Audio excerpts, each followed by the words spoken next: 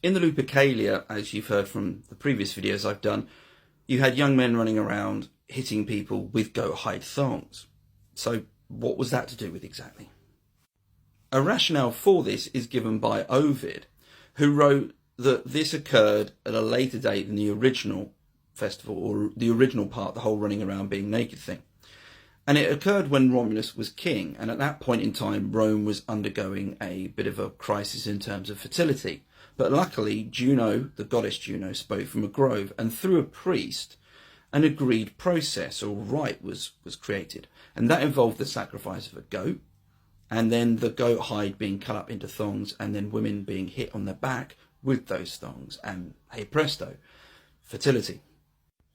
The fact that Ovid gives this its own foundation and not part of the original ritual suggests that this could have been a later addition. And in fact, there's a fragment of Livy that states that this came in at a later date, and that wouldn't be unusual. If you think about the Saturnalia, the lectisternium was a ritual which was later added to it.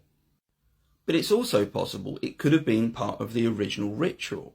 And in fact, all that happened was that it was rebranded as a fertility ritual. So there was originally a ritual which involved whipping or the use of some sort of handheld instrument to drive away evil spirits. In fact, that links to a whole idea that the original rite involving the lupercalia was actually one called a lustratio, which was a purification ritual. And there are elements of that we can see in the lupercalia. For example, the procession, the use of handheld instruments, and the fact that the lupercalia occurred in February, which was very, very much concerned as a month with purification rituals.